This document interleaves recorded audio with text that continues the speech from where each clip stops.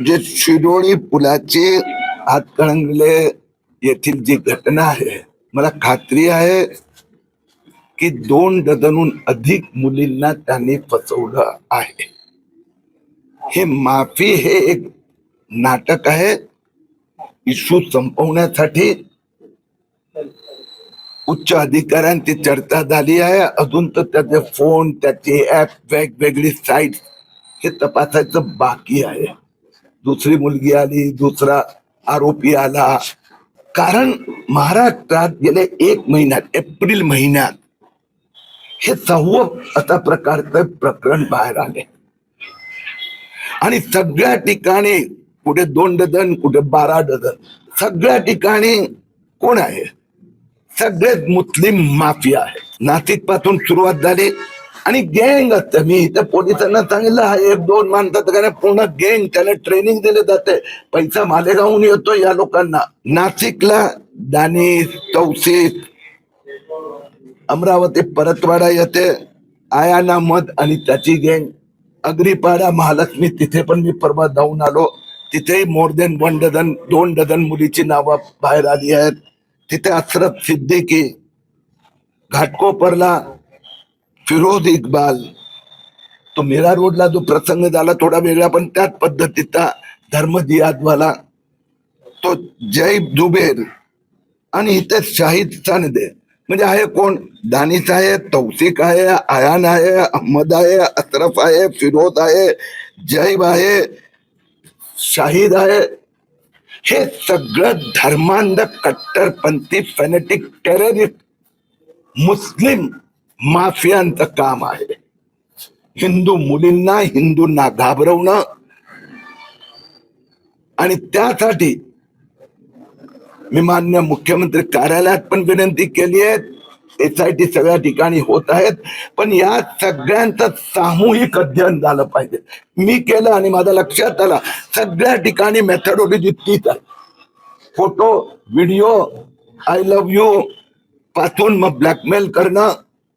या प्रकरणात पण तपास अजून सुरू होत आहे.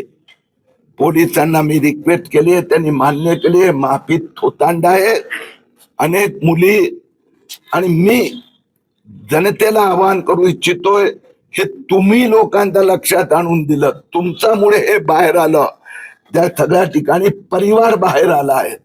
तर बाकी लोकांनी पण आपल्या मुलींसोबत अशा प्रकारचे षडयंत्र ते शिकार होत असेल माहिती द्यावी, ज्याच्यामुळे कायमसाठी हे जिहाद माफियांचा आपण महाराष्ट्रात अंत आणू. तपासाबाबत तुम्ही समाधानी आहात का, किंवा काय नेमकी एकूणच तपासाच्या प्रगतीबाबत माहिती पोलिसांनी दिली? SIT स्थापन झाली आहे. तपासात थोडी गती आणण्याची गरज आहे.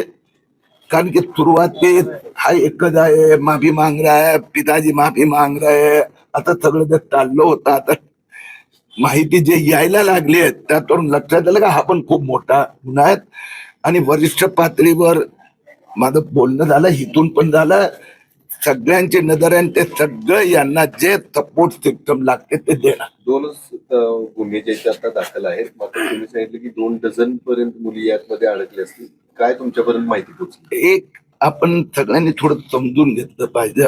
समाजात मुली संबंधित थोडी भीती असते कोणाचाही परिवारात, म्हणून सगळी नावे बाहेर येत नाहीत, सगळे FIR करायला येत नाही.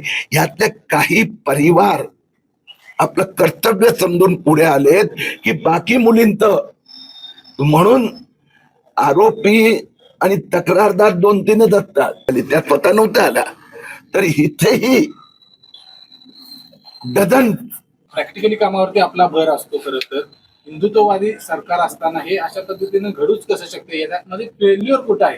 हे लोकांनी तर समोर येऊन तक्रारी केल्या पाहिजेत. समाजामध्ये तर हे होताच कामा नये, पण हे घडतंय तर याला जबाबदार कोण? ही चिंतेची बाब आहे की एवढं आत घुसलाय. आम्ही गेली अनेक वर्ष हा विषय मांडतोय, पण ते सिस्टमला पटत नव्हतं. मग अधिकारी असो, मीडिया असो की पॉलिटिशियन असो. आता एका महिन्यात 6 प्रकरण, 6ची मी सगळे 6 एकत्रित करून समाजासमोर ठेवली. त्यावेळी आता समाजाला पटायला लागलं हे तर आक्रमण आहे.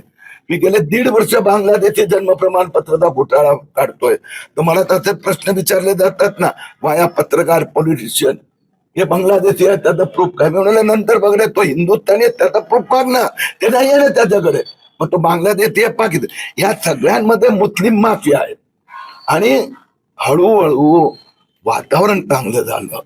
वातावरण देवेंद्र फडणवीस सरकारने हे केलं की त्यांना थोडी माहिती मिळाली की ते खोलपर्यंत जातात. सगळ्या ठिकाणी SIT म्हणजे 10-12 त्याला सगळं सपोर्ट दिला जातो. म्हणून लोकांचा आत्मविश्वासामुळे आता हे कायमसाठी हे मुस्लिम माफियांचा जो जिहादी वृत्ती संपला. तुम्ही खर तर सांगितलं की 2 डझन सांगितलं, यामध्ये आज फॉरेन्सिक लॅबमध्ये देखील काही मोबाईल पाठवण्यात आले, त्यांच्याकडून काही विशिष्ट असे आणखी नावं आहेत असं सांगितलं का खूप पोलिसांनी? आपल्याकडचे पत्रकार किंवा ऍक्टिव्हिस्ट खूप जागृत आहेत, जबाबदार आहेत. तपासाचं जर बाहेर सांगायला लागलो तर तो तपास पुढेच जाणार नाही, परत परिवार भ्यायला लागणार.